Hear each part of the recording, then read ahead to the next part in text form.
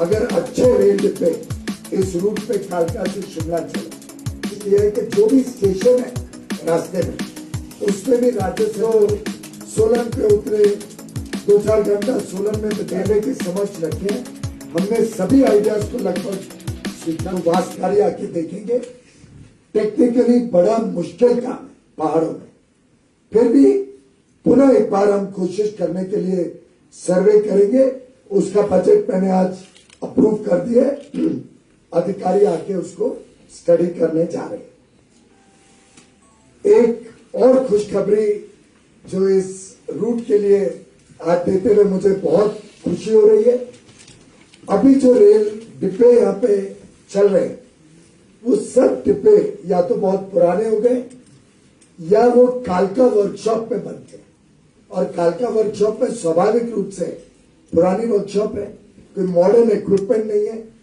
और मैंने कल स्वयं भी, मैं परसों थोड़ा सफर किया था, रेलगाड़ी से शिमला से नीचे गया था, तो मुझे भी लगा कि ये संतुष्टि नहीं हुई मेरी उसके उस सफर में उसको देखते हुए। और मुझे लगता है टूरिज्म को बढ़ावा देने के लिए एक बहुत बड़ा उपलब्धि हो जाएगी अगर अच्छे रेल डिब्बे इस रूट पे कालका से शिमला चले।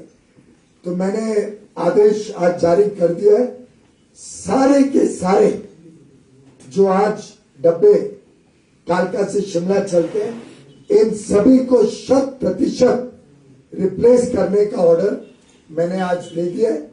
आरडीएसओ के अधिकारी और नॉर्दर्न रेलवे के अधिकारी ने काम शुरू कर दिया है। नया डिजाइन बनेगा जो सेफ्टी भी सुधारेगा, जो और सुंदर पैनोरामिक व्यूज देगा, जो साइड के ग्लासेस, जैसे यहाँ के बड़े बड़े ग्लासेस हैं, ये बड़े ग्लासेस से सुशोभित होगा। कोशिश करेंगे ऐसे एंगल पे भी ग्लास देने की जो साइड में है। तो मैंने नया डिजाइन बना के, वो है पेपर जो मैंने डिजाइन बनाया था, मैंने एक नया डिजाइन स्वयं ही थोड़ा बहुत बना के भेजा है कि उस डिजाइन पे एक नई आरडीएसओ से पूरा नया डिजाइन बने और अच्छे कोचेस बने जिसमें टूरिस्ट को अपने आप में शिमला आना इस रेलवे से वो भी एक एक्सपीरियंस बन जाएगा।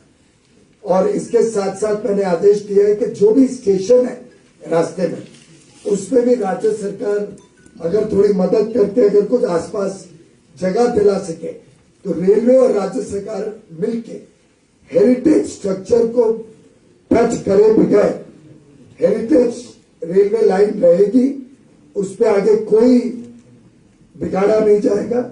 उसके साथ जोड़ के अगर कुछ फैसिलिटीज बन जाए तो हम एक hop on hop off service कालका से शिमला और शिमला से कालका, जिसमें लोग आए, किधर भी उतर जाए, आगे ट्रेन चली जाए, अगली ट्रेन में बैठ जाए।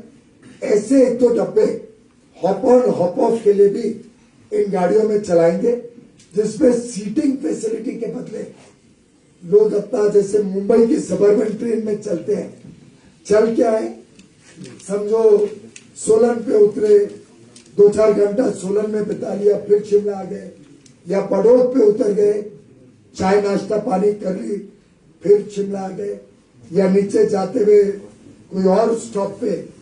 तो एक प्रकार से दिन भर का एक्सपीरियंस वो भी टूरिस्ट का हो जाएगा और अलग अलग इलाकों में लोगों को आमदनी का साधन मिलेगा। टूरिस्ट वहां भी खर्चा करेंगे रास्ते में। तो अलग अलग प्रयोग से राज्य सरकार ने आज बहुत अच्छे आइडियाज रेलवे के समक्ष रखे हैं। हमने सभी आइडियाज को लगभग स्वीकार किया है और रेलवे और राज्य सरकार मिलकर जब भारत की आजादी के 75 वर्ष पूरे होंगे 15 अगस्त 2022 तक, उस दिन तक इन सब योजनाओं को कार्यान्वित करने के लिए पूरी तरीके से संकल्पित है। और इसके लिए एक रेलवे की तरफ से एक डेडिकेटेड ऑफिसर नियुक्त किया जाएगा जो टोटली फोकस करेगा इस टूरिज्म को बढ़ावा देने के लिए क्या क्या करने की आवश्यकता है। और मैं स्वयं इसकी मॉनिटरिंग मेरे दफ्तर से भी करूंगा। इसी के साथ साथ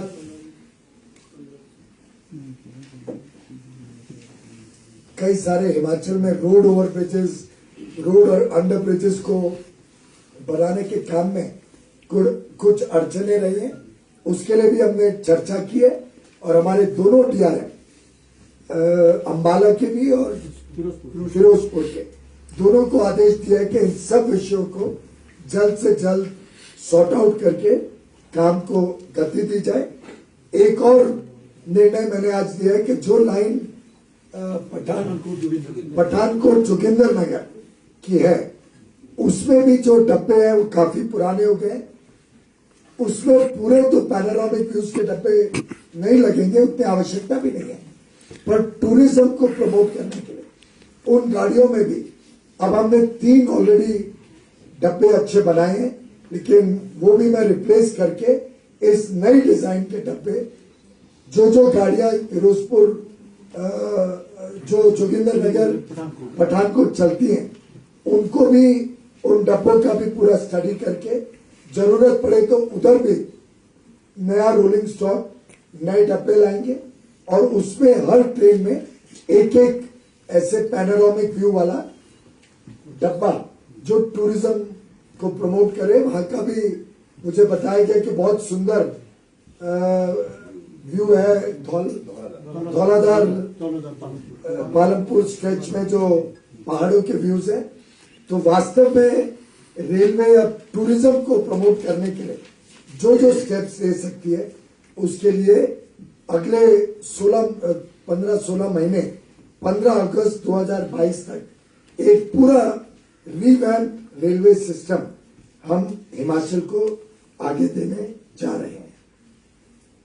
मुझे 2 अनाउंसमेंट और करते हुए बहुत खुशी होती है।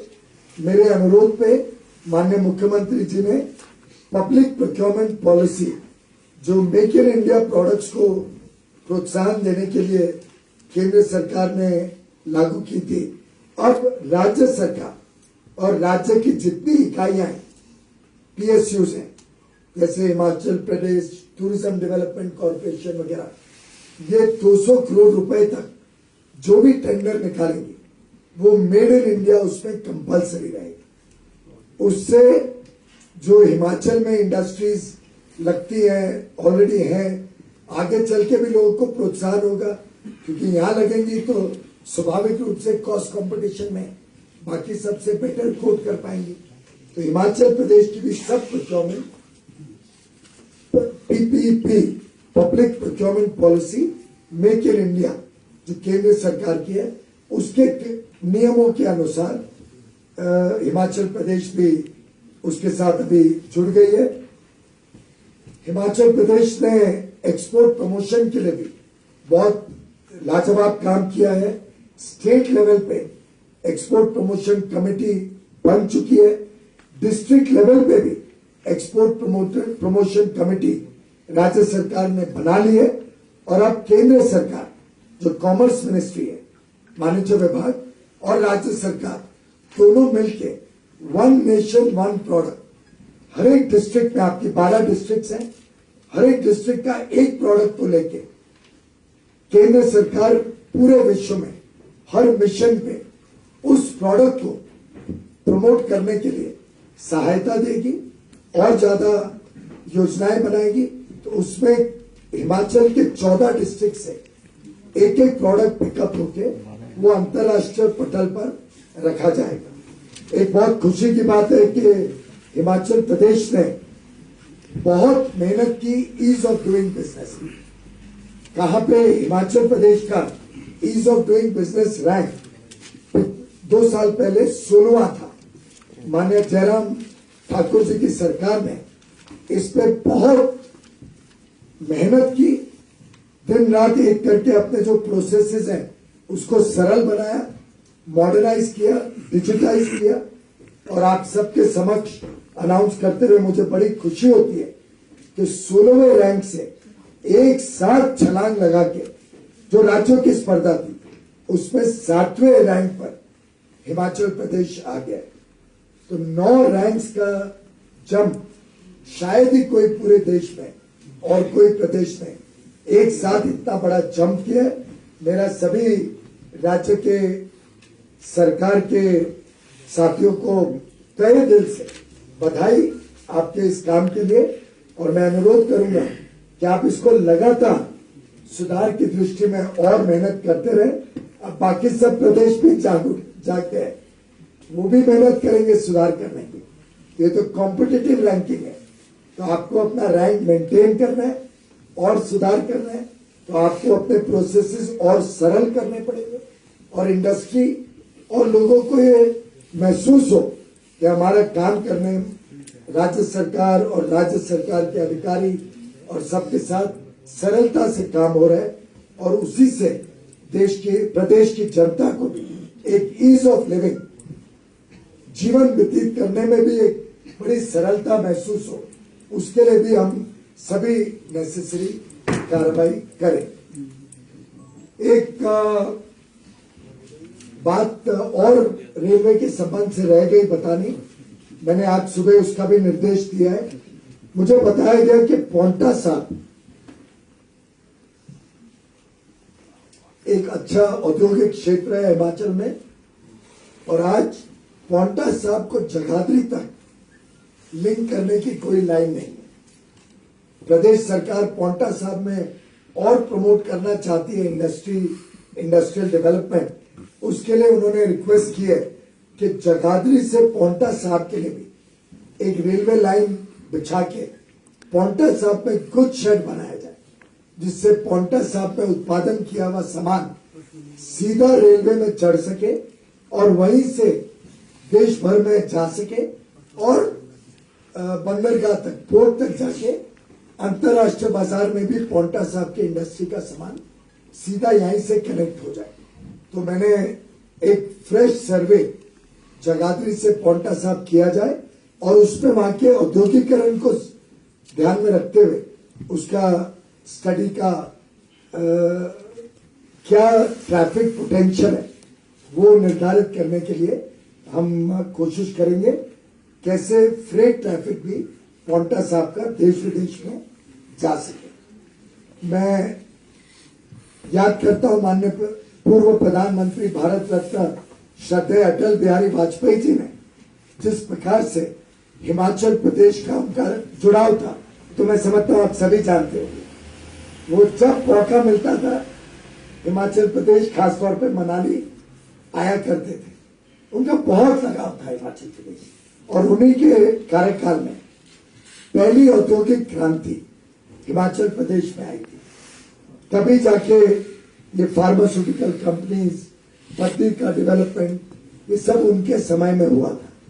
माननीय प्रधानमंत्री नरेंद्र मोदी जी ने जो सहयोग, जो समर्थन राज्य सरकार से पाया, जो उत्साह आज हिमाचल प्रदेश में देखने को मिल रहा है, जिस प्रकार से मुख्यमंत्री जी और उनकी पूरी टीम बत्ती में और अलग अलग कांगड़ा में, पांवटा साहिब में, अलग अलग इलाकों में उद्योग को और बल देने का प्रयास कर रहे हैं, मेरा पूरा विश्वास है कि दूसरी औद्योगिक क्रांति हिमाचल प्रदेश में अब प्रधानमंत्री नरेंद्र मोदी जी की केंद्र सरकार, श्री जयराम ठाकुर जी की नेतृत्व में राज्य सरकार, और एक छोटे गिलहरी के रूप में भारतीय रेल एक तीसरा इंजन जोड़ेगी, और ये तीनों इंजन हिमाचल प्रदेश के विकास में, हिमाचल प्रदेश की प्रगति में और चार चांद लगाएगी और तेज गति से इसको बढ़ाएगी। कल संत रविदास जी की जन्म जयंती थी। कल फुल मून में बैठे हुए जयराम जी और मेरी मीटिंग चल रही थी। मैं समझता हूं एक माघ महीने का पूर्णिमा बहुत ही शुभ मानी जाती है। हिमाचल प्रदेश में तो सभी लोग जानते हैं कि किस प्रकार से एक अच्छी नियत से अच्छे दिन शुरुआत किया हुआ काम सफल होना सुनिश्चित है। मेरा पूरा विश्वास है कि ये विजिट माघ पूर्णिमा के दिन करी हुई चर्चा और जो अलग अलग विषयों पे हमने निर्णय लिया है उसका लाभ हिमाचल प्रदेश को अवश्य मिलेगा। इसी कॉन्फिडेंस के साथ मैं आज यहां से फिर एक बार दिल्ली के लिए प्रवेश करने वाला। आप सबको बहुत बहुत धन्यवाद। कुछ सवाल हो तो